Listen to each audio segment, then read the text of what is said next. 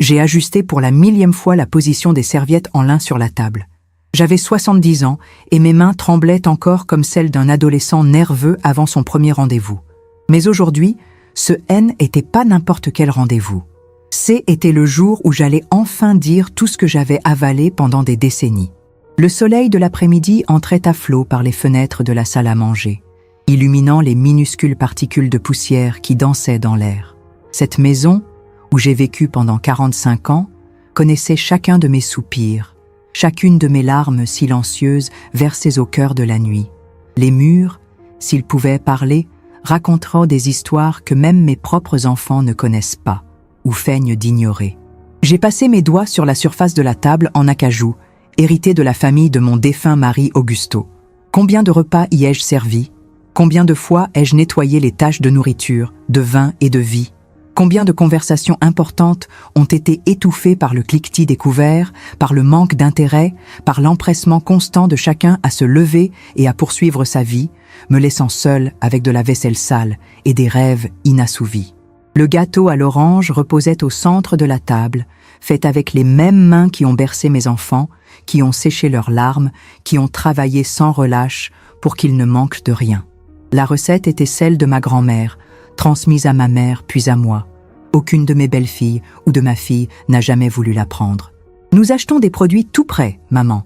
C'est plus pratique, » dit Carla, comme si l'acte de nourrir la famille N était qu'une tâche à accomplir le plus efficacement possible, et non un acte d'amour. Les biscuits au beurre étaient disposés comme de petites fleurs sur un plateau en argent que j'avais reçu à mon mariage, un cadeau de la grand-tante d'Augusto. Je me souvenais du jour où Roberto, mon aîné, avait failli le briser lors d'une de ses colères d'adolescent. Je l'ai défendu auprès de son père, comme je l'ai toujours fait. Il ne voulait pas faire de mal, ai-je répété si souvent que j'ai fini par croire à mon propre mensonge. Même quand je savais, au plus profond de mon cœur, que Roberto avait délibérément jeté ce livre dans ma direction, heurtant le plateau que je tenais. Comment pouvais-je admettre que mon fils, mon bébé, puisse m'en vouloir à ce point? L'argenterie polie reflétait la lumière de l'après-midi. La veille, j'avais passé des heures à polir méticuleusement chaque pièce.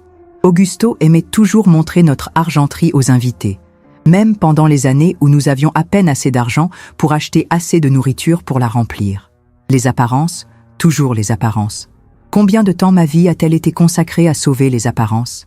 J'ai pris du recul pour admirer la composition. Tout était parfait, comme j'ai toujours essayé de l'être pour eux. Les petites compositions florales que j'avais cueillies le matin dans le jardin apportaient une touche de couleur à la table formelle. Les tasses en porcelaine chinoise, un autre cadeau de mariage que nous avons rarement utilisé, étaient alignées avec une précision mathématique. À l'intérieur, J était en désordre, mais à l'extérieur, comme toujours, J était l'image de la perfection organisée. Aujourd'hui, c'est le jour, me suis-je murmuré, répétant une fois de plus le discours que j'avais préparé pendant des nuits blanches. Aujourd'hui, tu seras entendu. Aujourd'hui, tu seras entendu. J'ai entendu la sonnette de la porte et mon cœur s'est emballé. J'ai respiré profondément, rangé mon collier de perles, le seul cadeau que mon défunt mari m'avait offert sans que je n'aie à le supplier, et j'ai marché dignement jusqu'à la porte. Avant de l'ouvrir, j'ai jeté un dernier coup d'œil dans le miroir de l'entrée. Mes cheveux, désormais entièrement blancs, étaient élégamment coiffés. La robe bleu marine, simple mais sophistiquée, avait été un rare luxe, acheté spécialement pour cette occasion. Ces derniers mois, après la mort d'Augusto, j'ai commencé à m'offrir des petits luxes comme celui-ci. Après 50 ans passés à n'acheter que le nécessaire, à toujours économiser pour l'avenir des enfants, pour les rénovations de la maison, pour les urgences qu'Auguste avait toujours prévues, je dépensais enfin un peu pour mon propre bien-être. Et comme cela suscitait des commentaires, j'ai entendu Pedro dire à Roberto au téléphone « Maman dépense notre argent », pensant que je n'écoutais pas. Notre argent. Comme si ce qu'Augusto nous avait laissé, le fruit de notre travail, leur appartenait déjà de droit. J'ai ouvert la porte avec un sourire serein, celui que j'avais appris à porter comme un masque pendant toutes ces années. Un masque qui allait enfin disparaître aujourd'hui. « Maman, nous avons reçu ton invitation. Pourquoi tant de formalités ?» Roberto, mon fils aîné, est entré sans attendre la réponse, suivi de sa femme Amanda, qui a au moins eu la décence de me saluer d'un baiser sur la joue. Roberto a hérité du physique imposant de son père, grand, large des épaules, une présence qui remplit n'importe quelle pièce. Il a également hérité de son impatience, de son incapacité à faire preuve de tendresse, de son regard toujours évaluatif. Carla suivait de près, accompagnée de son mari Fernando et de leurs 2 enfants adolescents, Marina et Lucas. Carla a toujours été celle qui me ressemblait le plus physiquement, les mêmes yeux verts, le même type de cheveux qui grisonnaient prématurément. Mais sa personnalité était aussi éloignée de la mienne que possible. Affirmée, concentrée sur sa carrière, rarement à la maison. La fille que j'ai élevée pour qu'elle soit différente de moi a fini par me traiter exactement comme son père, comme quelqu'un dont le temps et les besoins passaient toujours en dernier. Pedro, le plus jeune, est arrivé quelques minutes plus tard, toujours en retard comme d'habitude. Il était accompagné de sa nouvelle petite amie, une fille d'au moins 15 ans de moins, dont j'avais du mal à me souvenir du nom. Paula, Patricia. Il a eu la décence d'avoir l'air légèrement gêné lorsqu'il nous a présentés, se souvenant peut-être que C était la 4e petite amie sérieuse qu'il me présentait en 2 ans, depuis son divorce difficile. Un divorce qui a coûté une petite fortune en avocat, payé par moi, évidemment. C'est juste un prêt, maman, avait-il promis, un prêt dont il n'a plus jamais été question. Julia, ma fille aînée, était la seule absente. Ayant vécu à Elle étranger pendant près de 20 ans, nos communications se limitaient à de rares coups de téléphone pendant les vacances et à des cartes d'anniversaire génériques. J'ai tout de même envoyé l'invitation, par formalité, sachant qu'elle ne viendrait pas. C était peut-être mieux ainsi. « Asseyez-vous, s'il vous plaît », ai-je dit avec un calme que je ne soupçonnais même pas. J'ai tout préparé avec soin. « Waouh, tu as vraiment réussi », commande Carla en touchant la nappe brodée avec un intérêt fin. Cela fait longtemps qu'on ne t'a pas vue aussi vivante. Il y avait une question implicite dans sa remarque. Depuis la mort d'Augusto, il y a 6 mois, je me suis retirée. Non pas pour faire mon deuil. Notre mariage était émotionnellement terminé depuis des décennies, ne survivant que par la commodité et les apparences, mais pour planifier, pour réfléchir. Pour réfléchir enfin à ce que je voulais faire du reste de ma vie. Cette réclusion a apparemment inquiété mes enfants. Non pas par souci sincère de mon bien-être, mais par crainte de ce que je pourrais avoir l'intention de faire avec leur héritage. « Je me sens particulièrement vigoureuse aujourd'hui », répondis-je avec un sourire qui n'atteignait pas tout à fait mes yeux. « Allez, assieds-toi, le thé va refroidir. » J'ai pris place en bout de table, là où mon mari s'asseyait habituellement. Auguste n'aurait jamais permis une telle audace de son vivant, mais il n'était plus là pour m'en empêcher. Les petites rébellions de ce genre me procuraient une satisfaction que je ne saurais expliquer. J'ai versé le thé dans chaque tasse, en regardant mes enfants échanger des regards impatients en tripotant leur téléphone portable sous la table. Seuls les petits-enfants semblaient réellement intéressés par les friandises que j'avais préparées. « Maman, ce gâteau est vraiment bon », se félicite Lucas, mon petit-fils de 14 ans, en se gavant d'une généreuse part. Lucas était le seul à venir me voir régulièrement, même avant la mort de son grand-père. Il apportait ses livres et me parlait de son rêve de devenir écrivain. J économisait le moindre centime pour l'aider à publier un jour son premier livre. C était mon secret, mon petit acte de rébellion contre le manque d'intérêt de ses parents pour sa passion pour la littérature. « Merci, mon chéri, c'est la recette de ton arrière-grand-mère. Madame Laetitia, tout va bien pour vous ?» demande Amanda, la femme de Roberto, rompant le silence gênant qui s'était installé. Amanda m'a toujours traité avec plus de considération que mon propre fils. Peut-être parce qu'elle était la fille d'une mère qui avait elle aussi été subjuguée par la vie, elle était capable de voir au-delà de ma façade d'autosuffisance. « Je n'ai jamais été aussi bien, Amanda », ai-je répondu avec sincérité. C'est vrai, malgré ma nervosité, il y avait une certaine légèreté en moi ce jour-là, la légèreté de quelqu'un qui va enfin se libérer. « Alors, maman, interrompt Roberto, toujours aussi impatient. Quelle est la raison de cette réunion? Tu as dit dans l'invitation que tu avais des choses importantes à nous dire. J'ai bu une gorgée de mon thé, prolongeant délibérément le moment. Pendant tant d'années, j'ai été interrompu, bousculé, ignoré.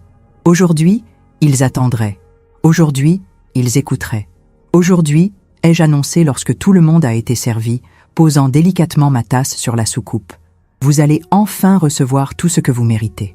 J'ai vu leurs yeux s'illuminer d'une avidité mal dissimulée. Roberto déglutit, soudain intéressé.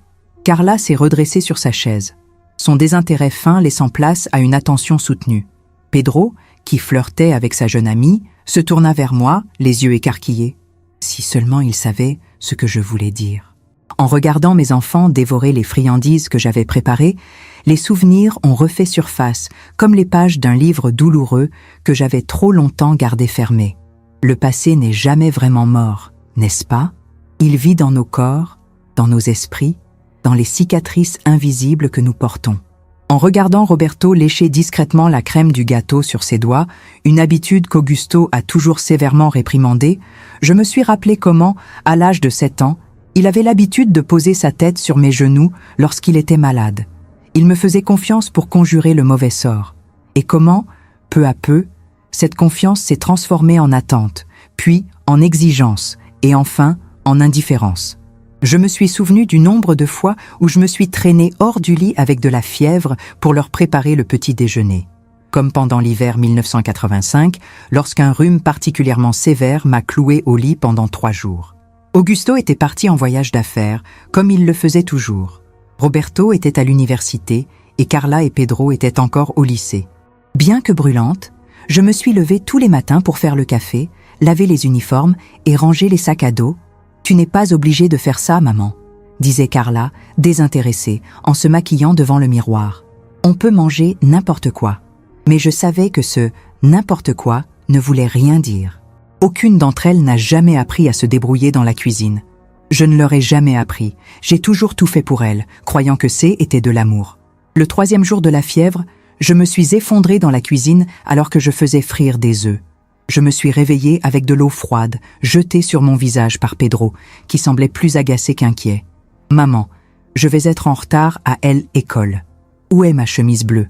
Pas un mot sur mon état, sur la casserole brûlée sur la plaque de cuisson, sur le fait que je pouvais à peine me lever. Je me suis souvenu de l'époque où, atteint d'une pneumonie qui me laissait à bout de souffle, je lavais et repassais encore mes uniformes scolaires parce que personne d'autre ne le faisait. Augusto, qui était alors un cadre en pleine ascension, m'a simplement dit « Si tu n'es pas capable de gérer la maison, nous pouvons engager quelqu'un, Laetitia. » Comme si le problème résidait dans mes capacités et non dans ma santé. Comme si s'occuper de la famille était un travail que n'importe qui pouvait faire, et non un acte d'amour. Et moi, diplômée en littérature mais n'ayant jamais exercé la profession pour soutenir sa carrière, j'ai ravalé ma fierté une fois de plus. « Nous n'avons pas besoin de dépenser de l'argent pour cela. » ai-je répondu. « Ça va. » Ce mensonge, je l'ai répété tant de fois qu'il est presque devenu une vérité. « Et nous n'avons plus de lait, maman, » dit Lucas, interrompant mes souvenirs. « Je peux en reprendre à la cuisine ?»« Bien sûr, mon chéri. C'est sur la porte du frigo. » Lucas est parti, laissant un vide momentané dans la conversation forcée des adultes. Carla parlait de la possibilité d'envoyer Marina au Canada dans le cadre d'un programme d'échange, tandis que Roberto discutait d'un investissement avec Fernando. Des sujets qui m'excluaient délibérément. Des sujets que, ironiquement, J était sur le point d'interrompre une fois pour toutes. Alors que Lucas était dans la cuisine, mon regard s'est posé sur Marina, l'aînée de mes petites filles. À 17 ans, elle était une curieuse combinaison de ses parents. Elle avait la beauté sereine de sa mère, mais aussi le regard intense de son père. Contrairement aux autres, elle m'observait attentivement, comme si elle sentait que quelque chose d'important allait se produire. Marina a toujours été trop perspicace pour son propre bien. Combien de fois l'ai-je surprise en train d'observer en silence les dysfonctionnements de sa famille? Elle savait. D'une manière ou d'une autre, elle savait ce que les adultes faisaient semblant de ne pas voir. Je me suis souvenu des innombrables fois où j'ai préparé des dîners dominicaux élaborés pour les voir manger et partir à la hâte, me laissant seule au milieu de la vaisselle sale et du silence de la maison. Comme pour le 50e anniversaire d'Augusto, où j'ai passé 3 jours à préparer un festin pour 30 personnes. J'ai dépensé toutes nos économies ce mois-là pour impressionner ses amis et collègues. J'ai servi, souri et me suis occupée de tous les détails pendant qu'Augusto recevait les compliments. Lorsque le dernier invité est parti à 1h du matin, j'ai commencé à nettoyer tranquillement le désordre. « Laisse ça pour demain, Laetitia », a-t-il dit, en montant déjà les escaliers vers sa chambre. « Tu t'es surpassée aujourd'hui. C'est le seul remerciement que j'ai reçu. J'ai passé encore 3 heures à nettoyer pour que personne ne se réveille avec la maison en désordre. Quand je me suis enfin endormie, Augusto ronflait tranquillement, sans même remarquer mon épuisement. « Tu sais ce qui est drôle, maman ?» dit Pedro, mon fils cadet, en mâchant un biscuit. « Ah, tu as toujours aimé servir, n'est-ce pas? Même aujourd'hui, à cet âge, tu te tues à la tâche dans la cuisine pour nous faire plaisir. » Je déglutis, sentant le goût amer de cette phrase déguisée en compliment. Comme si mon sacrifice était un choix agréable et non une obligation que j'avais acceptée quand personne d'autre ne le voulait.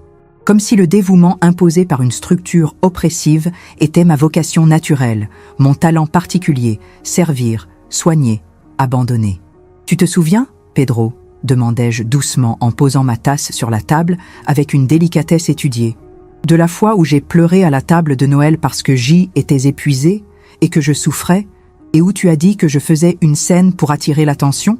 Peter s'est étouffé avec son biscuit, visiblement décontenancé par la mention directe d'un épisode dont tout le monde préférait prétendre qu'il n'avait jamais eu lieu. C'était il y a 5 ans, lorsque je commençais à ressentir les premiers symptômes de l'arthrite qui transformait mes mains en cartes de douleur. J'ai passé toute la journée à cuisiner, ignorant la douleur, juste pour que toute la famille soit réunie.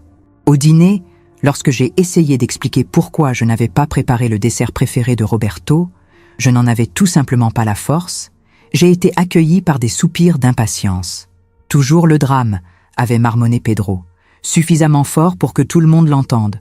On ne peut même pas faire un pudding sans le transformer en feuilleton mexicain. Les rires autour de la table étaient comme des couteaux dans ma poitrine. Je me suis levée sans bruit et je suis allée dans ma chambre, où j'ai pleuré toute seule. Personne n'est venu me voir. Le lendemain matin, j'ai fait comme si de rien n'était, comme d'habitude. Un silence gêné plane sur la table. Roberto renifle, visiblement mal à l'aise avec la tournure que prend la conversation. Amanda regarde son mari avec une désapprobation voilée. Elle savait que C.E. était lui, plus que quiconque, qui était responsable de beaucoup de mes souffrances silencieuses. « Maman, parlons des bonnes choses », interrompt Carla, essayant de changer de sujet. « Tu nous as fait venir pour parler de quelque chose d'important, n'est-ce pas? J'imagine qu'il s'agit de la procédure qui a suivi la perte de papa. Les procédures, quel mot stérile pour désigner le partage des biens d'une vie. Quelle façon impersonnelle de masquer la cupidité derrière le faux souci de mon bien-être. Oui, répondis-je en me levant avec précaution. L'arthrite m'empêchait de faire des mouvements brusques. Mais aujourd'hui, je n'allais pas laisser la douleur physique m'arrêter. La douleur émotionnelle que je portais depuis des décennies était bien pire. Et le moment est venu. Lucas revint de la cuisine avec le pot de lait, observant curieusement la tension soudaine dans la pièce. Marina continuait à m'observer, ses yeux verts, si semblables aux miens, suivant chacun de mes mouvements. Elle savait. D'une manière ou d'une autre, elle savait que cet après-midi n'allait pas être ordinaire. « Maman, tout va bien ?» demanda-t-elle, la première à se montrer vraiment préoccupée par mon état émotionnel. « Ah, ça va aller, ma chérie !» ai-je répondu avec un sourire sincère. « Aujourd'hui, enfin, ça va aller. » Je me suis dirigée vers le buffet et j'ai pris une boîte en bois sculpté qui avait appartenu à ma mère. C était un vieil objet, en bois de rose foncé, avec de délicates sculptures de fleurs et d'oiseaux. Lorsque ma mère est décédée il y a 15 ans, c'est le seul héritage que j'ai reçu. Mon frère aîné, suivant la tradition patriarcale de la famille, a gardé la maison, les bijoux et les meubles de valeur. La fille, moi, s'est retrouvée avec une boîte en bois et quelques photos. « Pour garder tes souvenirs », a-t-il dit, comme s'il me faisait une faveur. Il était loin de se douter que cette boîte deviendrait le coffre-fort de mes secrets, mes archives personnelles, ma preuve contre l'invalidation constante de mes sentiments. Pendant des années, j'y ai conservé toutes les preuves de la négligence, de l'ingratitude, des petites et grandes violences que j'ai subies en silence. Lentement, j'ai sorti 6 enveloppes brunes, chacune portant un nom soigneusement écrit de ma main à l'ancienne. Il s'agissait d'enveloppes neuves, mais leur contenu avait été rassemblé au fil des décennies. Une archive méticuleuse de la vérité qui se cachait derrière la façade de la famille parfaite que nous avions toujours essayé de maintenir. « Pour chacun d'entre vous ?» a-t-il dit en distribuant les enveloppes autour de la table. Il y en avait même une pour les conjoints. Amanda a eu l'air surprise lorsqu'elle a reçu la sienne. Elle s'attendait probablement à être exclue des « affaires familiales » comme elle l'a toujours été. « Qu'est-ce que c'est, maman ?» demanda Carla, examinant l'enveloppe portant son nom comme s'il s'agissait de quelque chose de potentiellement dangereux. Et c'était le cas, d'une certaine manière. Ouvre-la et tu verras par toi-même. répondis-je en reprenant ma place au bout de la table. Je me sentais étrangement calme à présent. La peur qui m'avait accompagnée pendant les préparatifs de cette journée avait été remplacée par la certitude sereine que je faisais ce qu'il fallait. Non pas pour me venger, bien qu'il y ait une satisfaction indéniable à affronter enfin la vérité, mais pour me libérer, ma libération. J'ai vu leurs expressions passer de l'attente à la confusion au fur et à mesure qu'ils ouvraient les enveloppes. Il n'y avait pas de chèque, pas d'acte, pas de promesse de richesse. À la place, il y avait des photos. Roberto déchire ma carte d'anniversaire parce que le cadeau qui l'accompagne, une montre, n'est pas de la marque qu'il souhaite. J'avais économisé pendant 8 mois pour acheter cette montre. 8 mois à économiser de petites sommes d'argent au supermarché, à renoncer à de petits plaisirs personnels, tout cela pour voir le sourire sur son visage. Au lieu de cela, j'ai été témoin de son mépris. « C'est une marque ?» avait-il demandé, masquant à peine sa déception. Lorsque je lui ai expliqué que non, mais que C était de la bonne qualité, il a jeté la boîte sur la table et est parti retrouver ses amis. Plus tard, j'ai trouvé la carte déchirée dans la poubelle de la salle de bain. J'ai recollé les morceaux et je l'ai gardé, ainsi que le ticket de caisse. Je ne sais pas pourquoi. Peut-être savais-je déjà à ce moment-là qu'un jour, je devrais me prouver que je n'exagérais pas, que ma douleur était réelle. Il y avait une photo de Carla au téléphone, riant en racontant à son amie comment elle avait persuadé la vieille dame de payer son voyage en Europe. Je passais devant la pièce lorsque j'ai entendu la conversation, il y a 3 ans. Elle ne m'a pas vue, ou ne s'est pas souciée que j'entende. Vous pouvez croire qu'elle est tombée dans le piège de cette histoire de échange culturel. Bien sûr que je vais à des festivals, pas à des cours. Son rire a résonné dans mon esprit pendant des jours. L'argent que j'ai utilisé pour payer ce voyage était celui que j'avais économisé pour des éventuels traitements médicaux dont je pourrais avoir besoin à l'avenir. Des traitements qui, aujourd'hui, avec la progression de l'arthrite, seraient les bienvenus. Il y avait une photo de Pedro dormant sur mon canapé pendant 6 mois lorsqu'il s'est séparé, me laissant des factures de boissons à payer. J'ai pris cette photo dans un moment de frustration. Après avoir trouvé une autre bouteille vide cachée sous le canapé où il passait ses journées, sans emploi par choix, affirmant qu'il avait besoin de trouver sa raison d'être. Son but, apparemment, était de dépenser l'argent de ma pension en boissons coûteuses et en jeux d'argent en ligne. Il y avait aussi des reçus, des prêts jamais remboursés, de l'argent envoyé pour des urgences, dont j'ai découvert plus tard qu'il s'agissait de fêtes ou d'achats frivoles. Un relevé bancaire surligné au surligneur montre un virement de 18 000 BRL à Roberto, qui prétendait avoir besoin de l'argent pour des soins dentaires urgents. 6 mois plus tard, il s'est présenté avec une nouvelle voiture. Lorsque j'ai posé des questions sur le traitement, il a marmonné quelque chose comme avoir convenu d'un plan de paiement avec le dentiste. Et le pire, les lettres et les messages qu'ils m'ont envoyés au fil des ans. « Maman, ne sois pas ridicule. Bien sûr que je ne peux pas venir te voir à l'hôpital. Je suis trop occupée par mon travail. » disait un SMS de Carla lorsque j'ai été admise pour une opération de la vésicule biliaire. J'ai passé 3 jours seule dans cette chambre d'hôpital, tandis que les autres patients recevaient la visite de membres de leur famille inquiets. « Si tu continues à m'appeler tous les jours, je bloque ton numéro », a menacé Pedro dans un message vocal, alors que je traversais une période de dépression après la mort de ma mère et que je cherchais du réconfort auprès de mes enfants. « Nous devons vendre cette maison le plus vite possible », disait un courriel de Roberto à ses frères, envoyé 2 jours seulement après la mort d'Augusto, qui est arrivé par erreur dans ma boîte de réception parce qu'il avait mal tapé l'adresse. « Maman peut déménager dans un appartement plus petit, ce sera mieux pour elle, sans jamais me demander ce que je voulais, ce qui serait le mieux pour moi. » Le silence dans la pièce était absolu. Le visage de Roberto était rouge de fureur contenue. Carla avait l'air d'avoir vu un fantôme. Pedro fixait les papiers qu'il tenait dans ses mains comme s'il s'agissait de serpents venimeux. Leurs épouses avaient l'air mal à l'aise, partagées entre la loyauté envers leur conjoint et un malaise indéniable face à la preuve du traitement qu'elle m'avait infligé au fil des ans. « Maman, pourquoi as-tu gardé tout ça ?» demande Mateus, le fils du premier mariage de Pedro, en regardant d'un air confus les photos et les papiers éparpillés. À 12 ans, il ne comprenait pas encore toute la complexité de ce dont il était témoin, mais sa question innocente allait à l'essentiel. Je lui souris, le seul qui semblait réellement troublé par la situation, non pas par l'exposition, mais par la douleur implicite dans l'acte de garder de tels souvenirs. « Ah, parce que j'avais besoin de me souvenir, chérie. J'ai passé tellement de temps à douter de ma propre mémoire, de ma propre douleur. Tout le monde me disait que j'exagérais, que était you dans ma tête. Je devais garder des preuves pour moi afin de ne pas devenir folle. J'ai regardé Roberto en face pendant qu'il continuait. Lorsque vous répétez à quelqu'un que ses sentiments ne sont pas valables, que ses souvenirs sont erronés, que ses perceptions sont déformées, vous commencez à douter de votre propre santé mentale. C'est ce qu'on appelle le gaslighting. Matthew. C'est une forme d'abus psychologique. J'avais besoin de cette preuve pour m'assurer que je n'étais pas folle, que ma douleur était réelle. Mes enfants étaient pâles à présent, certains avec une colère grandissante dans les yeux, d'autres avec une honte à peine dissimulée.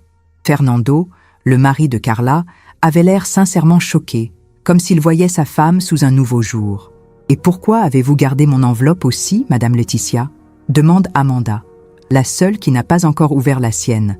Sa voix est douce, sans accusation. « Ouvrez-la et vous verrez, ai-je répondu. Les mains tremblantes, elle a déplié les papiers à l'intérieur de l'enveloppe. Au fur et à mesure qu'elle lisait, ses yeux se sont remplis de larmes. Contrairement aux autres, son enveloppe ne contenait pas d'accusations, mais des remerciements. Des petits mots que j'ai notés au fil des ans.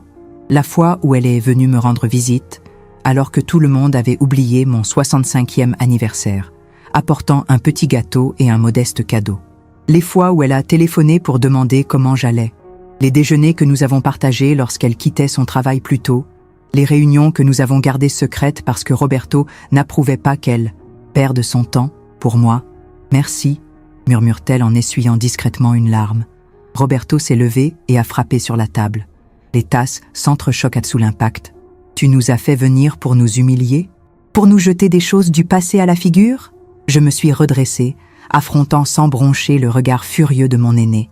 Combien de fois ai-je reculé devant sa colère, son impatience, son mépris mal dissimulé? Pas aujourd'hui. Aujourd'hui, J était une femme de 70 ans qui avait enfin trouvé sa voie. « Non, Roberto », répondis-je sans changer de ton. « Je t'ai fait venir pour t'annoncer une décision que j'ai prise. »« Quelle décision, maman ?» demanda Carla, sa voix tremblante trahissant la nervosité qu'elle essayait de cacher. Elle avait toujours été la plus pragmatique des trois, celle qui savait quand il fallait reculer et repenser les stratégies. Elle devait déjà être en train de calculer comment minimiser les dégâts, comment transformer la situation en quelque chose qu'elle pourrait contrôler. Je me suis levée avec toute la dignité dont J était capable et je me suis dirigée vers une table d'appoint où j'avais laissé ma tablette. Un cadeau que je était offert pour mon 70e anniversaire après que Carla eut oublié la date pour la 3e fois d'affilée. Lorsque je l'ai acheté, Roberto m'a fait remarquer que C était une perte d'argent pour quelqu'un qui sait à peine se servir d'un téléphone portable. Mais il ne s'est pas rendu compte que, pendant les après-midi solitaires qui ont suivi la mort d'Augusto, j'avais suivi des cours en ligne. J'avais appris non seulement à utiliser la tablette, mais aussi à naviguer sur les réseaux sociaux, à faire des recherches, à entrer en contact avec d'autres femmes de mon âge qui partagèrent des expériences similaires aux miennes. C'est dans l'un de ces groupes que j'ai rencontré Elena, fondatrice de la Fondation Recomeço. 68 ans, veuve comme moi, mais avec une énergie et un but dans la vie qui m'ont fascinée dès le premier contact. « J'ai transformé ma douleur en but », m'a-t-elle dit lors de notre premier appel vidéo. « Et vous pouvez faire de même, Laetitia. » J'ai pris la tablette avec des mains légèrement tremblantes. Non pas de peur, mais d'anticipation. Le moment que je prévoyais depuis des mois était enfin arrivé. Ah, comme tu le sais, depuis la mort de ton père, je vis confortablement avec ce qu'il m'a laissé. Cette maison, les investissements, tout est à mon nom. J'ai fait une pause, observant la tension sur leur visage, et vous attendez patiemment, ou moins patiemment, le jour où tout vous reviendra. « Maman, ce n'est pas comme ça », a protesté Carla, mais sans conviction. Son regard se porte sur la cheminée, où des photos de famille sont exposées dans des cadres argentés. Combien de fois l'ai-je surprise à regarder ces objets d'un œil scrutateur, comme si elle décidait déjà de celle qu'elle prendrait quand je ne serai plus là? Ne mens pas, Carla. Pas aujourd'hui, interrompis-je avec une fermeté qui la surprit. Vous parlez toutes les trois de ce que vous allez faire de maman depuis l'enterrement de votre père. Tu crois que je ne suis pas au courant? Que je n'entends pas les conversations téléphoniques? Que je ne vois pas les regards sur vos visages lorsque vous discutez de qui aura quelle partie de la maison? Pedro eut la décence de prendre un air gêné, mais Roberto garda une expression dure, provocante. « Si vous nous avez fait venir pour nous accuser, je crois que nous ferions mieux de partir, dit-il en se levant. Assieds-toi, Roberto, ai-je ordonné avec un calme qui l'a surpris. Je n'ai pas encore terminé. À ma grande surprise, il a obéi. Toute ma vie, je aime, était plié à son autorité, d'abord en tant que fils aîné, puis en tant que homme de la maison, après la mort d'Augusto. C'était la première fois que je le voyais reculer devant un ordre de ma part. Le pouvoir de la vérité, peut-être? J'ai décidé de faire don de tous mes biens à la Fondation Recomeço, une organisation qui aide les femmes de plus de 60 ans à reconstruire leur vie après des années de servitude familiale ou de relations abusives. Le silence n'a duré que 2 secondes avant que le KON éclate. Roberto a crié que J était devenue folle. Pedro a menacé de me poursuivre pour aliénation d'héritage, comme s'il avait déjà droit à ce qui m'appartenait encore. Carla s'est mise à pleurer de façon dramatique, disant que je punissais mes propres petits-enfants. Marina et Lucas ont regardé, stupéfaits, les adultes perdre complètement leur sang-froid. « Tu ne peux pas faire ça », s'est écrié Fernando, le mari de Carla, surprenant tout le monde par son emportement. Lui, d'habitude si calme, montre maintenant son vrai visage. Nous avons passé des années à nous occuper de toi, à supporter tes drames, tes exigences. S'occuper de moi ? Répétai-je avec un rire amer. C'est ce que tu appelles venir déjeuner le dimanche 1 fois par mois ? Téléphoner le jour de la fête des mères avec un message enregistré ? Me rendre visite à l'hôpital uniquement lorsque l'infirmière appelle pour insister sur le fait que quelqu'un doit signer les papiers de sortie ? Vous êtes sénile, déclare Roberto en pointant son doigt dans ma direction. Nous allons porter l'affaire devant les tribunaux. Aucun juge n'acceptera qu'une vieille femme malade fasse don de tout ce qu'elle possède à n'importe quelle institution.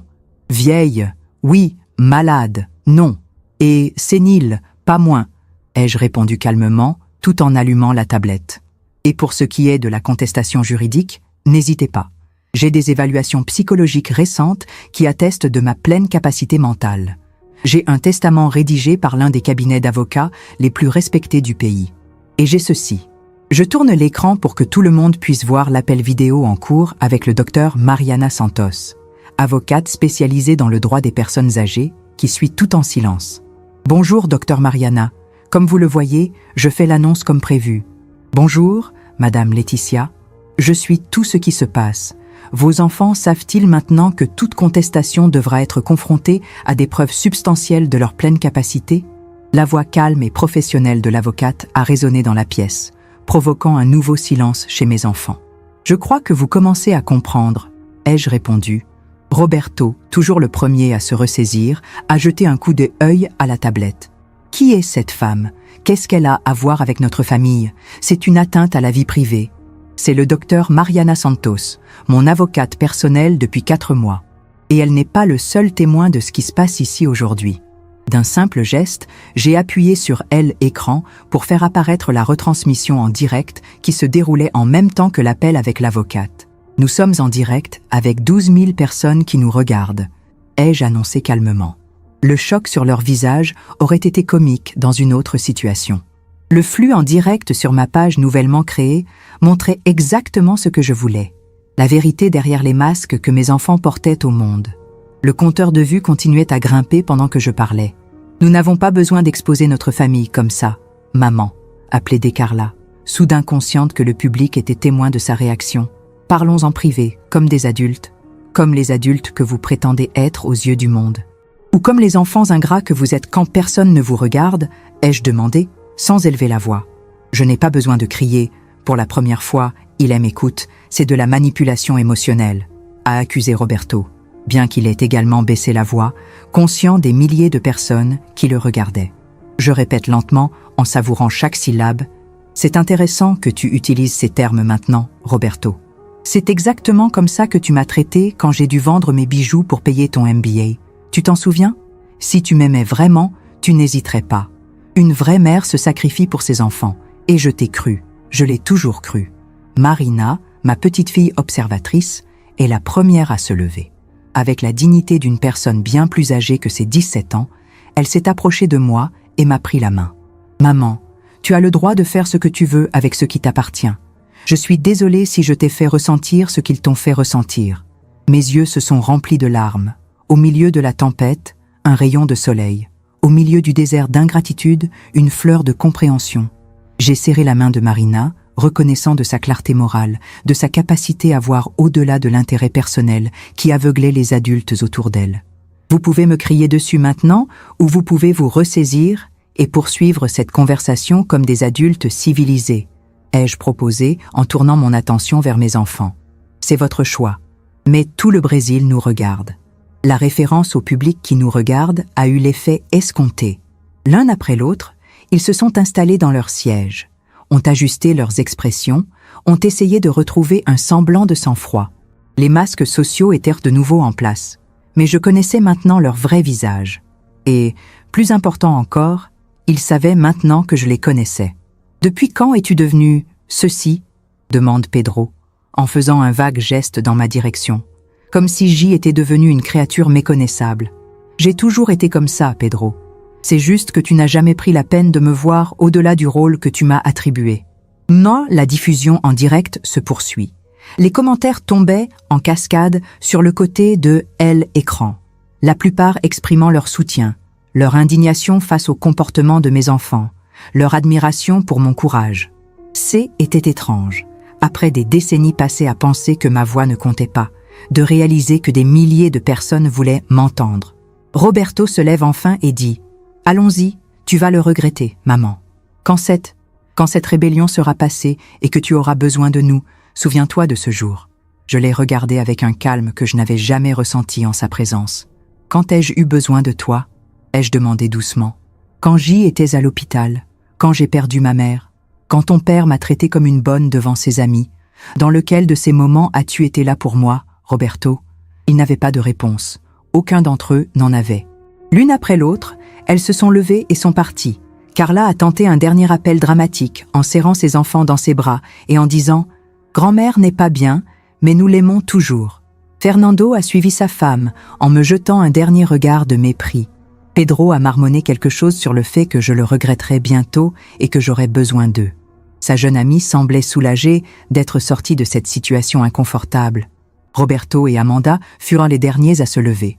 Lui, rigide, la mâchoire crispée par une colère contenue, elle, hésitante. « Je peux revenir vous voir, Donna Laetitia ?»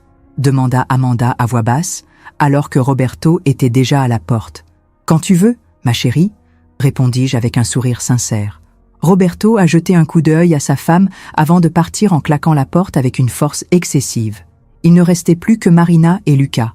Lucas, troublé par la situation, mais fidèle à sa grand-mère qu'il avait toujours traitée avec affection.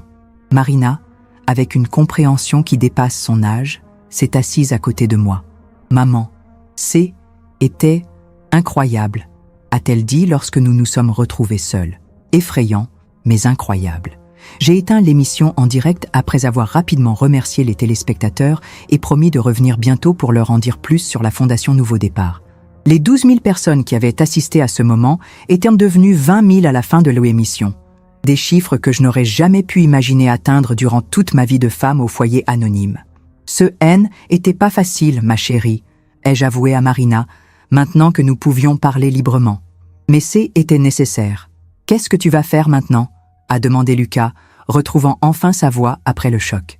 J'ai regardé par la fenêtre, où le soleil commençait à se coucher, colorant le ciel d'orange. « Maintenant ?»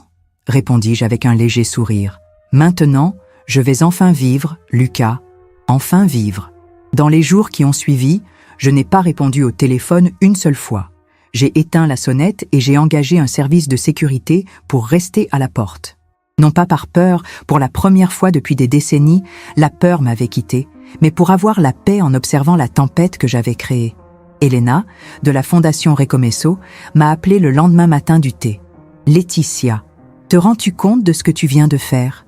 me demande-t-elle, avec un mélange d'admiration et d'inquiétude dans la voix. « J'ai commencé une révolution, » lui ai-je répondu, mi-plaisante, mi-sérieuse. « C'est exactement cela. Nous avons reçu des centaines de messages depuis hier, des femmes de votre âge, plus jeunes et même beaucoup plus âgées, toutes inspirées par votre courage. Elena m'a dit que la Fondation était inondée de demandes d'informations, d'offres d'aide et de dons spontanés. Ma vidéo, montée par un jeune volontaire de la Fondation pour mettre en valeur les moments les plus marquants, était répandue comme une traînée de poudre dans la paille sèche. Une femme âgée dénonce des enfants ingrats et fait don de son héritage à une association caritative, était le titre qui circulait le plus. Les commentaires allaient du « Queen » à des analyses complexes de l'abandon des personnes âgées dans la société contemporaine.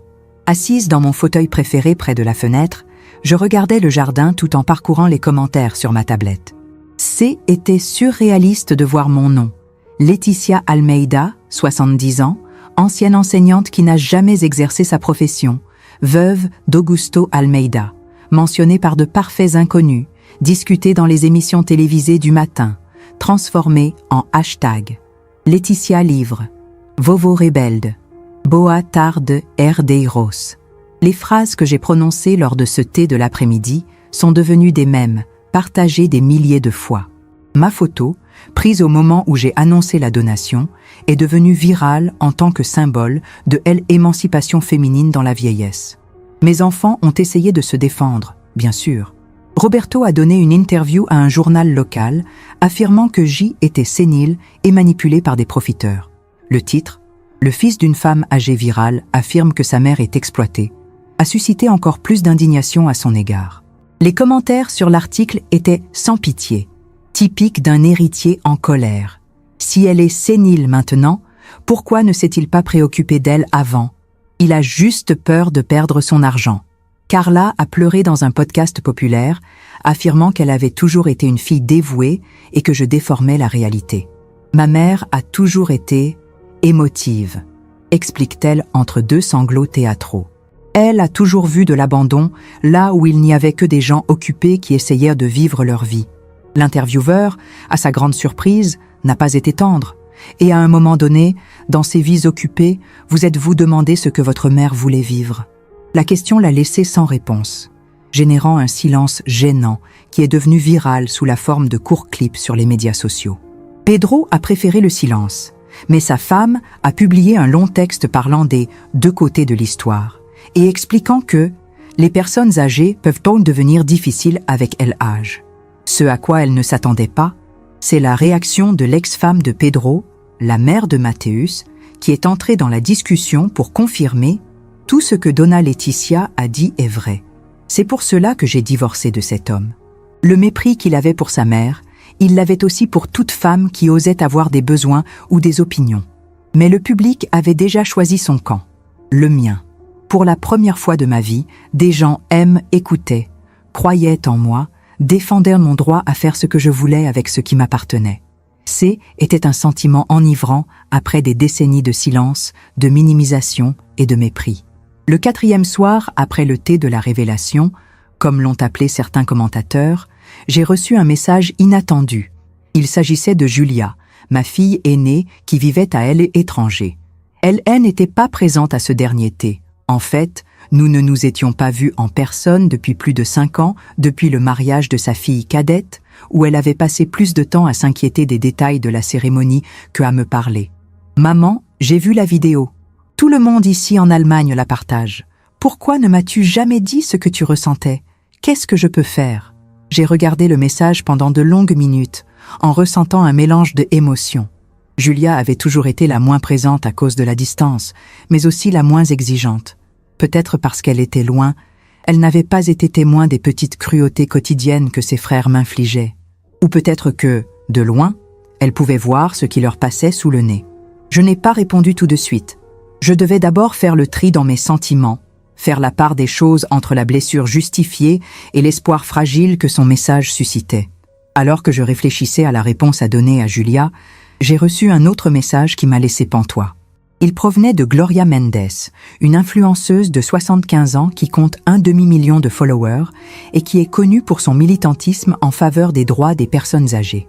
Je la suivais depuis des mois, admirant son énergie, sa clarté, son refus de se conformer aux stéréotypes imposés aux femmes âgées. « Madame Laeticia, j'aimerais vous parler. Votre histoire a besoin d'être racontée encore plus en détail. Accepteriez-vous de faire une interview pour ma chaîne ?»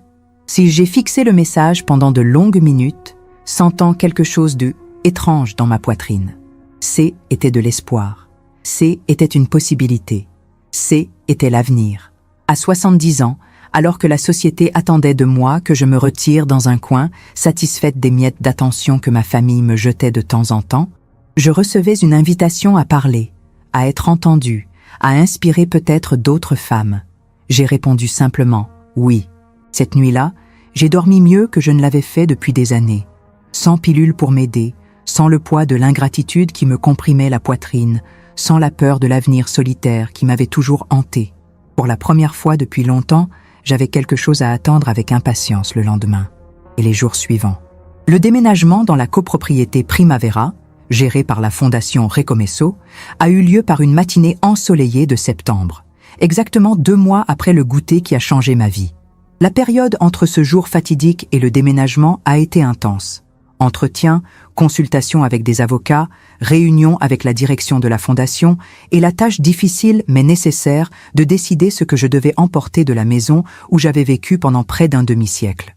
Je n'ai emporté que des vêtements, quelques livres et les quelques photos qui comptaient vraiment, principalement celles de mes petits-enfants, spectateurs innocents du jeu cruel auquel mes enfants étaient livrés avec moi pendant tant d'années. Dans chaque pièce de la maison, j'ai trouvé des objets chargés de souvenirs. Le service de porcelaine que j'ai servi lors de tant de dîners officiels pour les clients d'Augusto, les chandeliers en argent que nous avons reçus pour notre 20e anniversaire de mariage, le fauteuil où Augusto s'asseyait tous les dimanches pour lire le journal en exigeant un silence absolu, des objets qui signifiaient autrefois le statut, l'accomplissement, l'illusion d'une vie réussie. Aujourd'hui, il me semblait n'être que cela, des objets, des choses matérielles auxquelles j'attribuais une valeur disproportionnée, peut-être pour compenser le vide émotionnel qui s'était installé dans mon mariage, dans ma relation avec mes enfants, dans mon existence même. La décision de donner la plupart des meubles et des objets de valeur, ainsi que la maison, à la fondation a été libératrice. Chaque objet que j'ai laissé derrière moi semblait porter avec lui une partie du poids que je portais depuis des décennies. Le poids d'attentes non satisfaites, de sacrifices non reconnus, d'un amour maternel si inconditionnel qu'il en devenait autodestructeur. Marina et Lucas sont venus m'aider la veille du déménagement. Était émouvant de voir le soin avec lequel ils emballaient mes affaires personnelles, la délicatesse avec laquelle ils s'interrogeaient sur chaque objet qu'ils trouvaient, sincèrement intéressés par leurs histoires. Carla avait autorisé ses enfants à me rendre visite, probablement dans l'espoir qu'ils me feraient changer d'avis. Au lieu de cela, ils sont devenus mes complices dans cette dernière étape de ma libération. « Maman, tu es sûre que tu ne veux pas prendre cette machine à coudre ?» demande Lucas en examinant l'objet antique dans l'arrière-boutique. « Tu n'aimes pas coudre ?» La question innocente me fait sourire. « Non, mon chéri, je n'ai jamais vraiment aimé ça. Ton grand-père trouvait déplacé d'engager des couturières alors que J était parfaitement capable de faire les réparations à la maison. Mais tu as fait ma robe de fin des études ?» s'étonne Marina. « Oui, ma chérie. Je l'ai faite parce que je t'aime, pas parce que j'aime coudre. La simplicité de cette vérité m'a émue. Combien de choses ai-je faites non par amour, mais par obligation, par attente, par peur de déplaire? Et qu'est-ce que tu aimes vraiment faire, grand-mère ?» La question de Marina est restée en suspens pendant quelques secondes. Je suis sur le point de le découvrir. Marina, je vais le savoir. Mon appartement dans la copropriété Primavera était plus petit, bien sûr. Mais pour la première fois de ma vie, il m'appartenait vraiment. Une grande chambre avec un petit balcon donnant sur le jardin commun, un salon confortable, une cuisine compacte et fonctionnelle, et un bureau que j'ai rapidement transformé en espace de création. J'ai décoré les murs avec des couleurs vives que mon mari n'aurait jamais autorisées, un jaune ensoleillé dans le salon, un vert tendre dans la chambre, un bleu turquoise éclatant dans la salle de bain. Augusto a toujours insisté pour que les murs soient au blanc et la décoration neutre, pour maintenir la valeur de revente de la propriété, disait-il, comme si nous étions toujours en train de passer dans notre propre maison.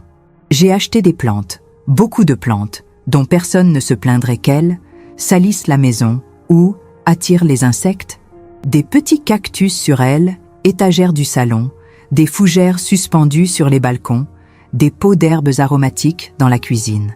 La vie, la croissance, la transformation, autant de symboles de ce que je vivais moi-même. Dans la propriété, j'ai rencontré des femmes dont l'histoire était similaire à la mienne. Certaines avaient enduré des décennies de relations abusives, restant à cause de la dépendance financière, de la peur de la solitude, de la fausse promesse que, un jour, il changera. D'autres, comme moi, avaient tout sacrifié pour des enfants qui ne les voyaient que comme des pourvoyeurs ou des serviteurs gratuits. Il y avait aussi celles qui étaient confrontées à l'abandon d'une autre manière. Des veuves ignorées par leur famille après la mort de leur mari, ou des professionnels mis à la retraite d'office et oubliés dans un coin. Elena, la fondatrice de Recomeço, avait une philosophie claire. Nous ne sommes pas un refuge pour personnes âgées abandonnées. Nous sommes une communauté de renaissance pour les femmes qui ont décidé, quel que soit leur âge, qu'elles méritent plus de la vie.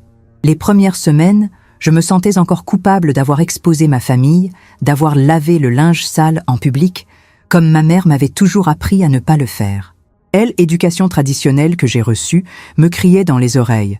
Une bonne mère protège la réputation de ses enfants, pardonne tout, comprend et accepte, ne se plaint jamais, n'exige jamais, ne fait jamais passer ses propres besoins avant ceux de la famille. Mais dans les cours de thérapie de groupe proposés par la Fondation, j'ai appris que le silence ne protégeait que les agresseurs, jamais les victimes. J'ai appris à reconnaître les schémas de manipulation émotionnelle auxquels j'avais été soumise pendant des années. J'ai appris qu'aimer ne signifie pas s'annuler, que pardonner ne signifie pas permettre de nouveaux abus, que comprendre ne signifie pas accepter l'inacceptable. Ce que tu ressens n'est pas de la vraie culpabilité, Laetitia, explique le docteur Claudia, la psychologue qui a dirigé les séances. C'est le résultat d'années de conditionnement à faire passer les besoins et les sentiments des autres avant les vôtres. C'est la voix intériorisée de ceux qui ont bénéficié de votre silence. Petit à petit, au fur et à mesure que cette prise de conscience s'installait, la culpabilité a fait place à la conviction sereine que j'avais fait ce qu'il fallait, pour moi, pour d'autres femmes comme moi, et même pour mes enfants, qui devaient faire face aux conséquences de leurs actes.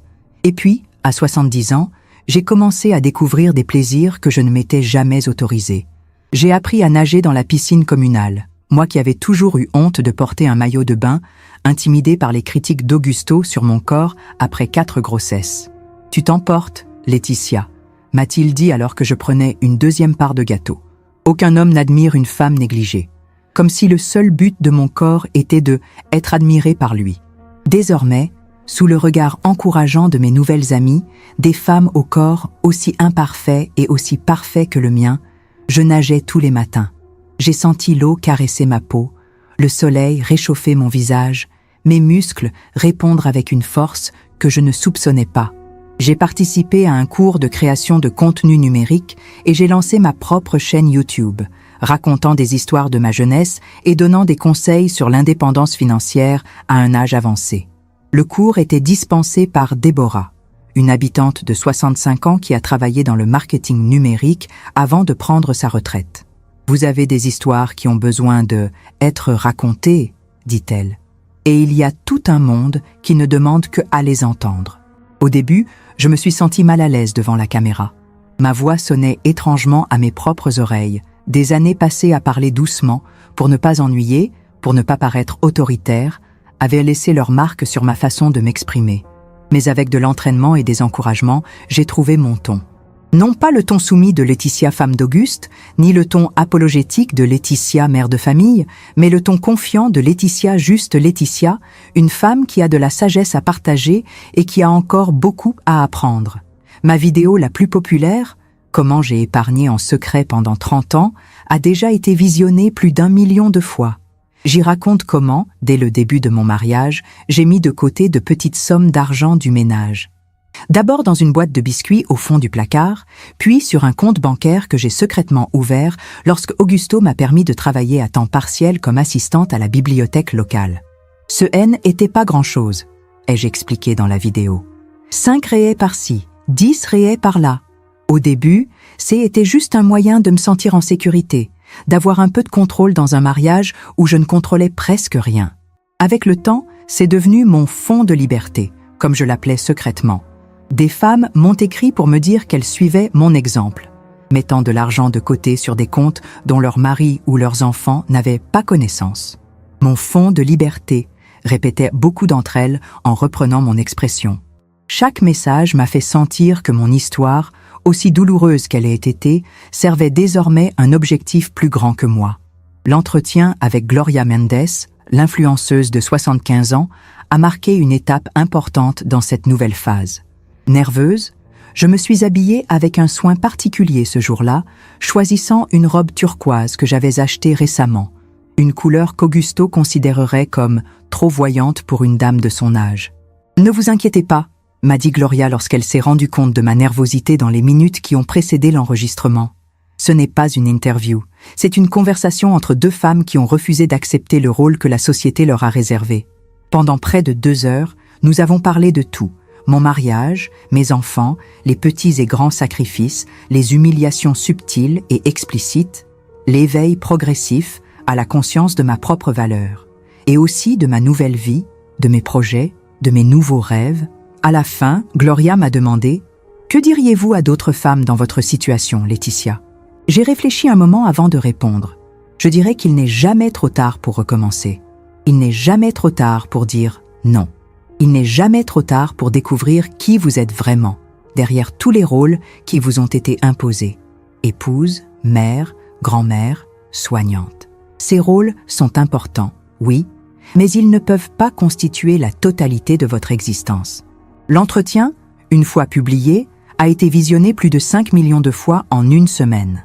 Ma chaîne YouTube a gagné des centaines de milliers de nouveaux abonnés en une nuit.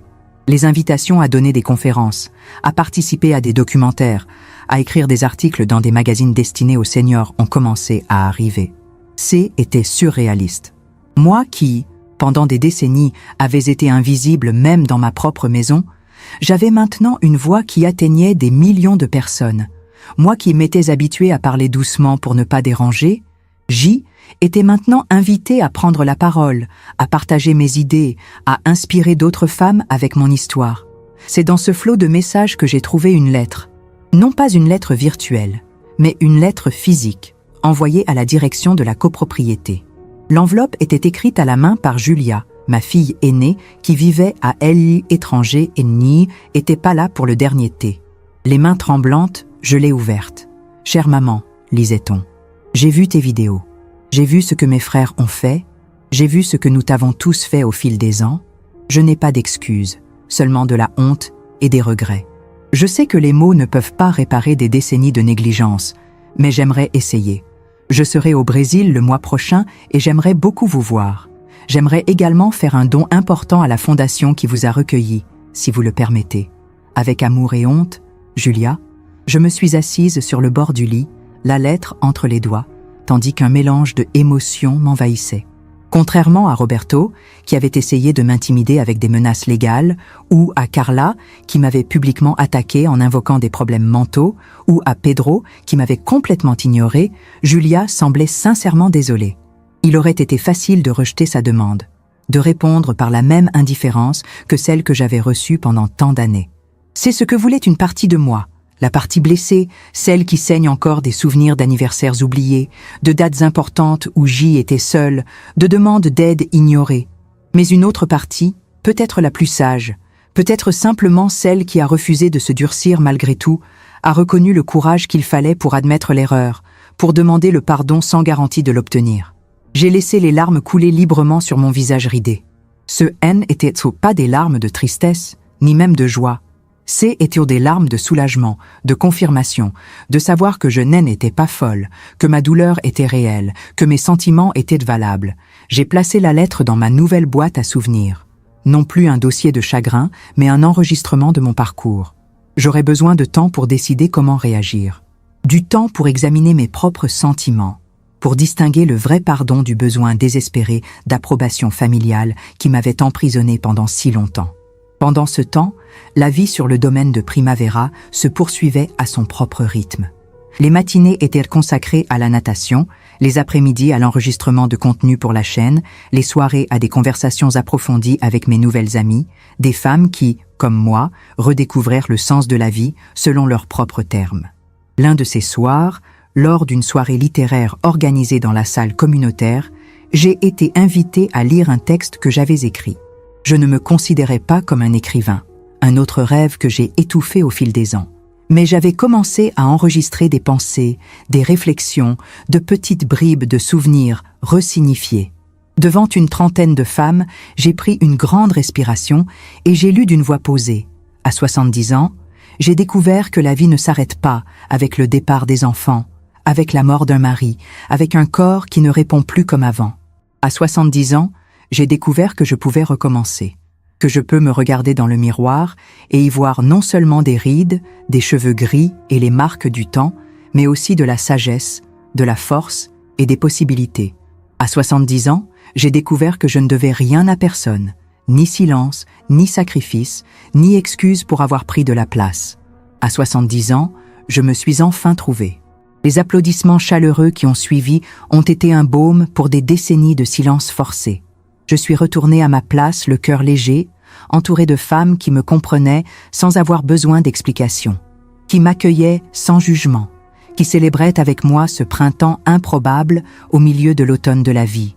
Ce soir-là, en me préparant à me coucher, j'ai regardé le ciel étoilé par la fenêtre de ma chambre. J'ai pensé à Auguste, mort depuis moins d'1 an, mais qui semblait déjà appartenir à une autre vie, à une autre version de moi. J'ai pensé à mes enfants, chacun faisant face à sa manière à la rupture inattendue du statu quo dont ils bénéficiaient. J'ai pensé à mes petits-enfants, en particulier Marina et Lucas, et à la possibilité qu'ils avèrent de grandir avec une vision différente de ce que signifie vieillir, de ce que signifie être une femme, de ce que signifie le respect. Merci, ai-je murmuré à l'univers, à moi-même, à la force que je ne savais pas posséder et qui m'avait amené jusqu'ici. Merci de m'avoir donné la chance de repartir à zéro. J'ai passé une semaine entière à écrire et à réécrire ma réponse à Julia. L'ancienne Laetitia l'aurait acceptée immédiatement, désespérée de recevoir la moindre miette d'affection de la part de ses enfants. Mais je n'étais plus cette femme. Pendant les séances de thérapie de groupe, nous avons longuement discuté du pardon, ce qu'il signifie vraiment, ce qu'il ne devrait pas signifier. Comment le différencier d'une simple acceptation passive d'un comportement abusif? Le véritable pardon n'est pas une amnésie émotionnelle, a expliqué le docteur Claudia. Il ne s'agit pas de prétendre que le mal n'a pas eu lieu ou qu'il n'a pas d'importance. Il s'agit de reconnaître pleinement ce qui s'est passé, de ressentir la douleur et de choisir de ne pas laisser cette douleur déterminer votre avenir. Ces mots ont résonné dans mon esprit alors que j'essayais de trouver le ton juste pour répondre à ma fille la plus éloignée, géographiquement et émotionnellement. Il y avait aussi une question pratique à prendre en compte, la mention par Julia d'un don important à la Fondation. D'un côté, l'argent serait le bienvenu et bien utilisé. La Fondation Fresh Start a connu une croissance exponentielle depuis que mon histoire est devenue virale, avec des listes d'attente pour de nouveaux résidents et des projets d'expansion en cours. D'autre part, je ne voulais pas que Julia, ou qui que ce soit d'autre, pense que mon pardon pouvait être acheté, que mon amour avait un prix. J'en ai discuté avec Elena, la fondatrice, lors d'un de nos fréquents petits déjeuners. Qu'en penses-tu, Laetitia? Dois-je mentionner le don dans ma réponse? Dois-je l'accepter? La refuser? Demandai-je, tout en remuant distraitement ma tisane. Elena, avec la sagesse de quelqu'un qui a navigué dans des eaux similaires, a réfléchi un moment avant de répondre. La question n'est pas de savoir si la Fondation doit ou non accepter le don. La question est de savoir ce que vous en pensez. L'argent est-il assorti de conditions invisibles? Vous sentiriez-vous obligé de vous réconcilier si vous acceptiez? Ou bien pouvez-vous séparer les deux, le soutien financier à une cause importante et votre relation personnelle avec votre fille? Ces questions m'ont accompagné pendant les quelques jours qui ont suivi, alors que je réfléchissais à la signification de cette offre. Julia a toujours été celle de mes enfants qui a le mieux réussi financièrement. Ayant déménagé en Allemagne à un jeune âge, elle avait construit une solide carrière de cadre dans une entreprise multinationale. L'argent ne serait pas un problème pour elle. Le montant, aussi élevé soit-il, ne grèverait probablement pas son budget. Mais qu'en est-il de moi? Que signifierait cet argent? S'agirait-il d'une véritable forme de réparation? Ou simplement un moyen facile d'apaiser la culpabilité sans le travail plus difficile et plus long de reconstruire une relation basée sur le respect mutuel? Finalement, par un après-midi tranquille, je me suis assis sur le balcon de mon appartement donnant sur le jardin commun et j'ai écrit « Chère Julia, votre lettre m'a profondément touchée. Reconnaître ses erreurs est le premier pas pour les corriger. et peu ont le courage de faire ce pas. J'accepte votre demande de rencontre lorsque vous viendrez au Brésil. Cela me fera plaisir de vous revoir après tant d'années. En ce qui concerne le don à la Fondation, j'apprécie votre intention, mais je dois clarifier quelque chose. Je ne veux pas que cela soit perçu comme une façon de acheter mon pardon ou mon amour. Ils ne sont pas à vendre. Si vous voulez vraiment aider, faites-le parce que vous croyez en la cause, parce que vous comprenez la valeur de donner de la dignité et de l'indépendance à des femmes qui, comme moi, ont passé toute leur vie à servir les autres sans recevoir de reconnaissance. La réconciliation entre nous se fera, si elle doit se faire, avec le temps, la cohérence et la sincérité, pas par de l'argent ou de grands gestes isolés. J'apprends à poser des limites, mon enfant. J'apprends que je peux t'aimer sans m'annuler, sans me soumettre, sans renoncer au respect que je mérite. Avec amour et fermeté, ta maman, Laetitia. J'ai relu la lettre plusieurs fois, ajustant un mot ici, une phrase là, jusqu'à ce que je sente qu'elle exprimait exactement ce que je voulais dire. Ce N n'était pas une lettre de rupture ou de soumission. C était la lettre d'une femme qui avait enfin trouvé sa valeur. Elena m'a accompagnée au bureau de poste le lendemain. C était un geste simple, mais il avait un poids symbolique. Après des décennies de décisions basées sur ce que les autres attendaient de moi, j'avais maintenant une amie qui me soutenait dans ma volonté de être authentique, d'honorer mes propres sentiments et besoins. « Je suis fière de toi », m'a-t-elle dit alors que nous rentrions à pied. « Beaucoup de femmes n'arriveront jamais là où tu en es.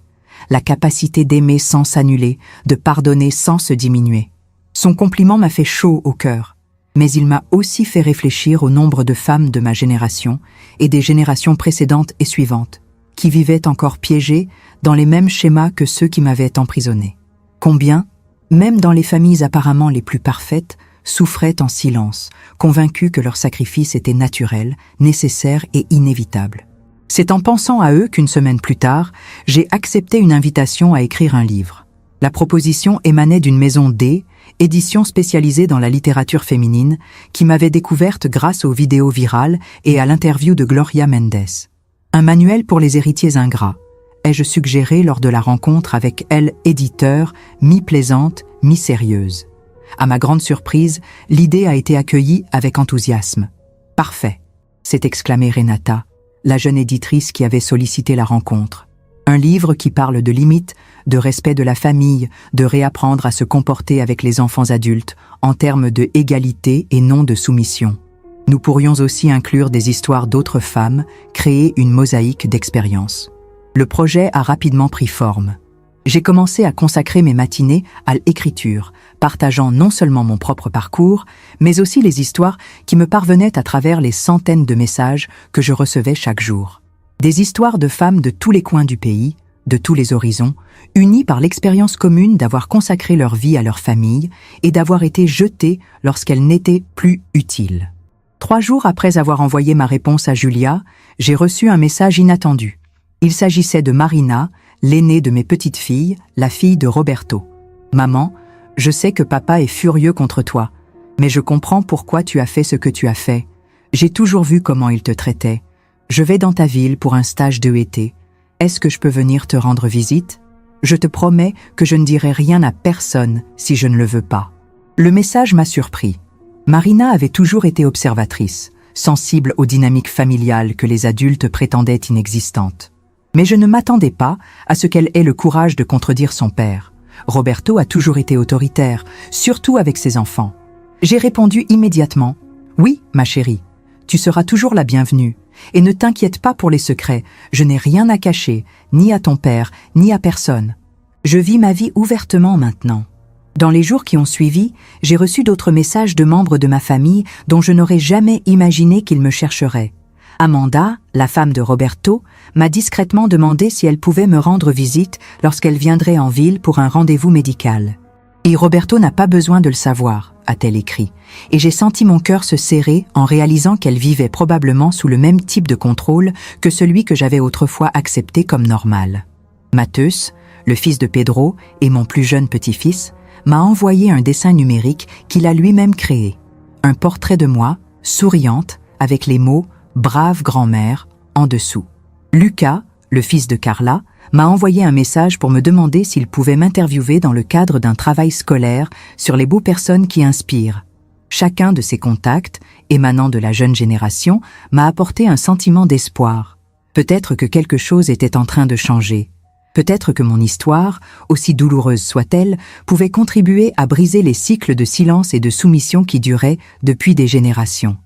Et puis, presque un mois après avoir envoyé ma lettre, j'ai reçu la réponse de Julia. « Chère maman, tes mots m'ont fait l'effet d'une piqûre de rappel nécessaire.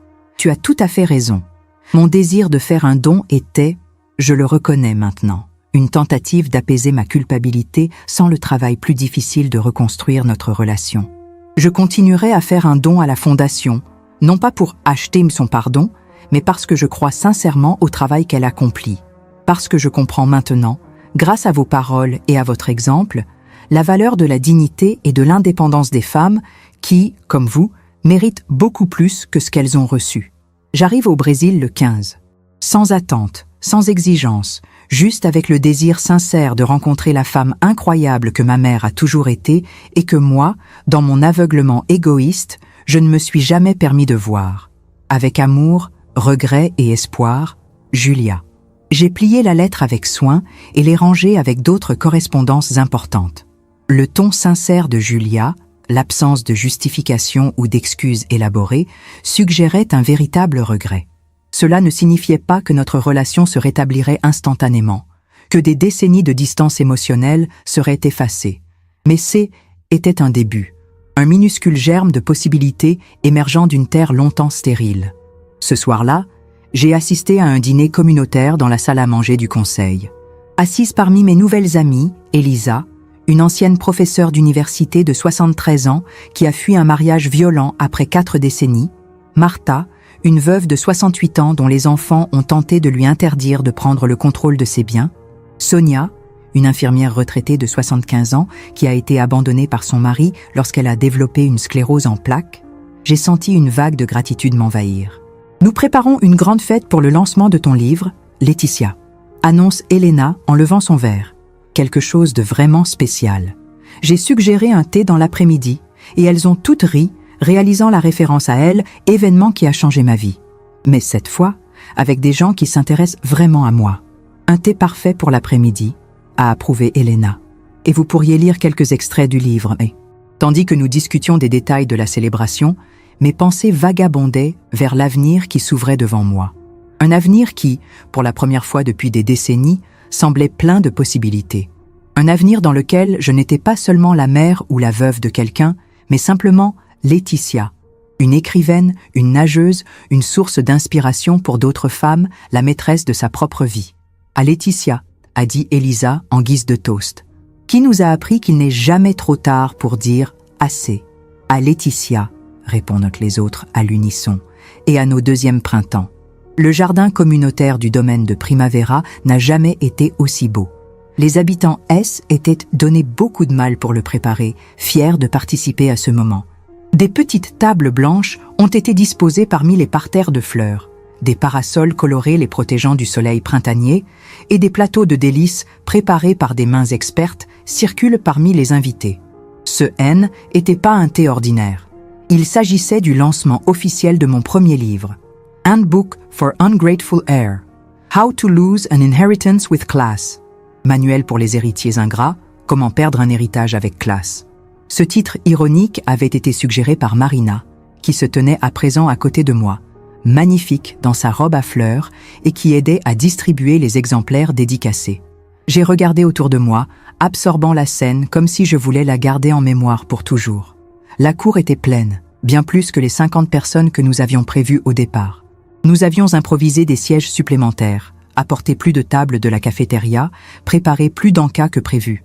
Malgré cela, de nombreux invités sont restés debout, circulant entre les groupes, discutant de manière animée, tous unis par leur curiosité à l'égard de « Grand-mère rebelle », comme on l'appelle encore affectueusement sur les médias sociaux.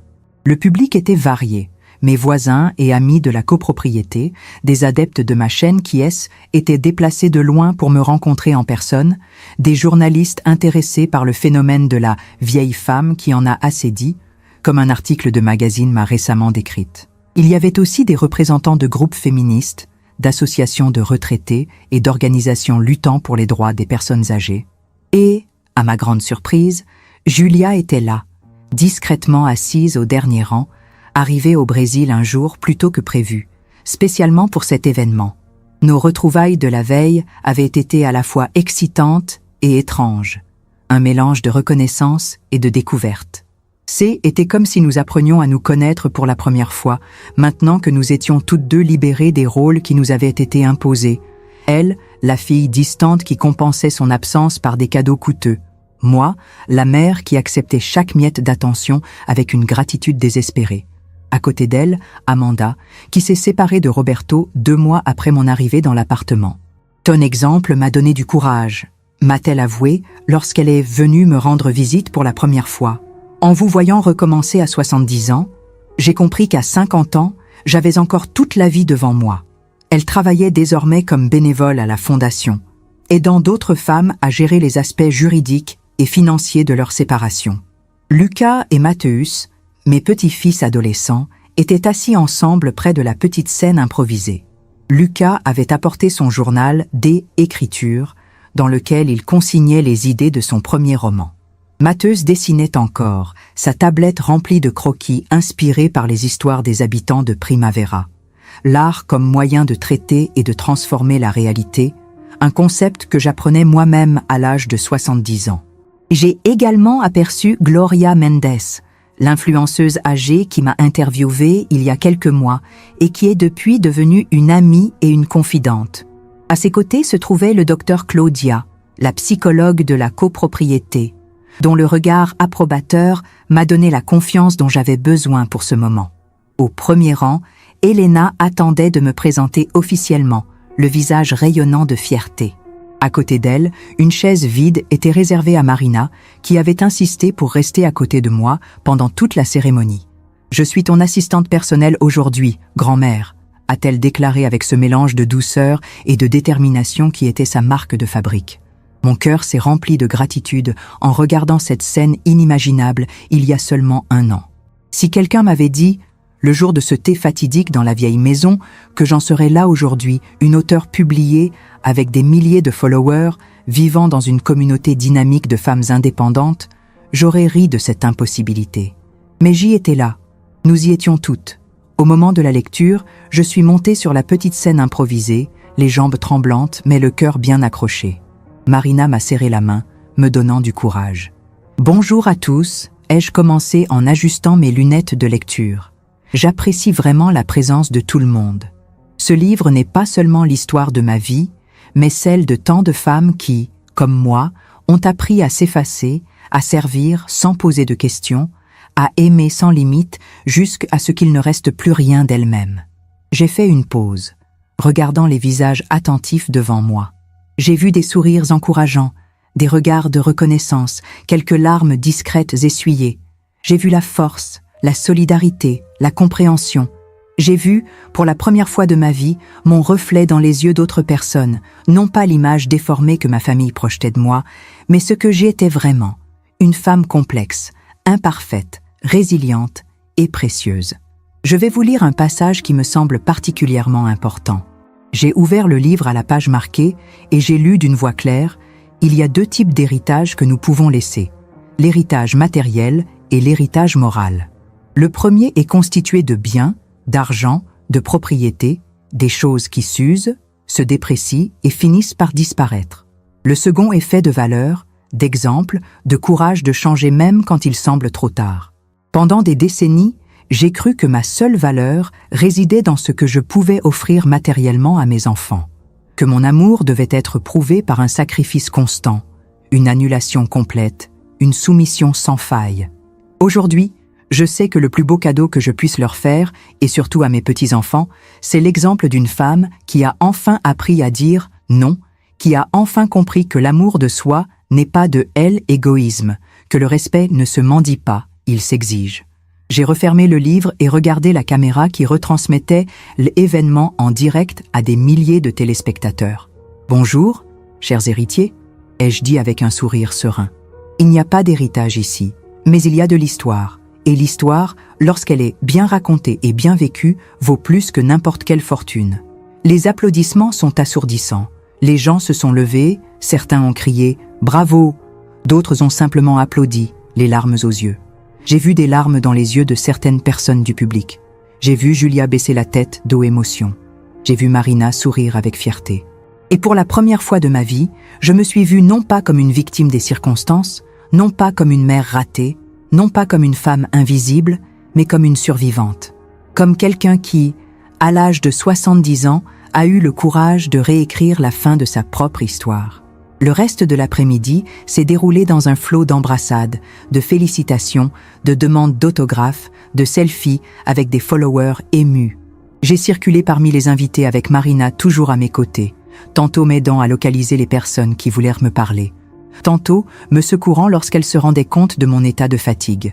La jeune fille avait un instinct protecteur qui me émouvait, comme si les rôles avaient été inversés et qu'elle s'occupait maintenant de moi avec la même attention que j'avais eue pour elle. Lorsque je parvins enfin à retrouver un peu de calme, Julia s'approcha timidement de moi. « Maman, ton livre, ton discours, tout était si puissant, » dit-elle, la voix empreinte de émotion. « Je suis tellement désolée de ne pas avoir été là pour toi, tellement désolée d'avoir attendu un scandale public pour voir ce qui était juste devant moi. » J'ai pris ses mains entre les miennes, des mains ridées, tenant des mains qui commençaient à montrer les premiers signes de l'âge.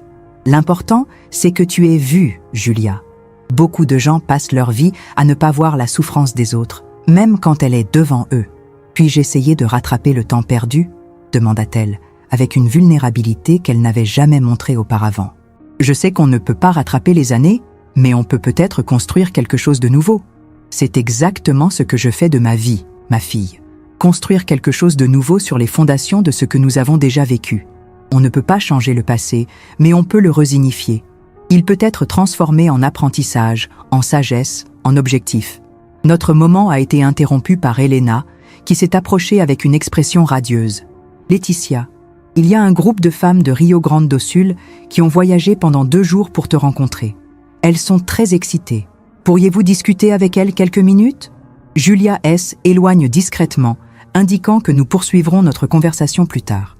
Avant que je ne puisse suivre Elena, je sentis une main se poser sur mon bras. Était Marina. « Maman, regarde qui vient d'arriver !» a-t-elle chuchoté en indiquant l'entrée du jardin du regard. Je me suis retournée et je n'en ai pas cru mes yeux. Pedro, mon fils cadet, se tenait près du portail, visiblement mal à l'aise, mais toujours présent. Nos regards se sont croisés un instant, et j'ai pu lire en lui un mélange d'incertitude et de quelque chose qui ressemblait à du regret. Il a hoché brièvement la tête, un geste de reconnaissance presque imperceptible. Il ne s'est pas approché, il n'est pas venu me saluer, mais sa présence silencieuse en disait plus que les mots ne pourraient en l'exprimer. « C'est moi qui t'ai invité, avoue Marina. J'espère que cela ne te dérange pas, maman. » J'ai souri à ma petite fille, une fois de plus émerveillée par sa sagesse et son courage. « Cela ne me dérange pas, ma chérie. Toutes les personnes qui sont ici aujourd'hui ont choisi d'être ici, y compris lui. » Le reste de l'après-midi s'est déroulé dans une succession de rencontres significatives, de conversations profondes et de moments de célébration authentiques. J'ai rencontré des femmes qui avaient fait le déplacement depuis d'autres États pour me dire à quel point mon histoire les avait incitées à changer leur propre vie. Une femme de 82 ans m'a raconté, les yeux brillants, qu'elle était enfin séparée de son mari violent après 6 décennies de mariage. « Ah, si vous pouvez recommencer à 70 ans, pourquoi ne pourrais-je pas le faire à 80 ans ?» Alors que le soleil commence à se coucher, colorant le ciel de nuances d'orange et de rose, la foule se disperse peu à peu. Il ne restait plus qu'un petit cercle intime. Elena, Gloria, quelques habitants de la cité, Julia, Amanda, les petits-enfants et, à ma grande surprise, Pedro, qui a finalement trouvé le courage de s'approcher. « Oh, ton livre !» me dit-il simplement, en me tendant un exemplaire à dédicacer. « Je voulais que tu écrives quelque chose, pour moi. » J'ai regardé mon fils cadet, toujours le plus vulnérable, le plus instable émotionnellement, celui qui ressemblait le plus à son père. J'ai pris le livre et le stylo, réfléchissant soigneusement à ce que j'allais écrire. Finalement, d'une écriture ferme, j'ai écrit « À Pedro. Il n'est jamais trop tard pour apprendre le vrai sens de la famille. Je t'aime, ta maman, Laetitia. » Il a lu les mots en silence et, pendant un instant, J'ai cru voir ses yeux s'humidifier, mais il s'est vite ressaisi, a marmonné un remerciement et s'est éloigné vers un coin plus isolé du jardin. Il va avoir besoin de temps, commande Julia, qui observe la scène de loin. Nous avons tous besoin de temps, ai-je répondu. Du temps pour guérir, du temps pour pardonner, du temps pour reconstruire. Lorsqu'il ne resta plus que les personnes les plus proches, Elena proposa un dernier toast au crépuscule.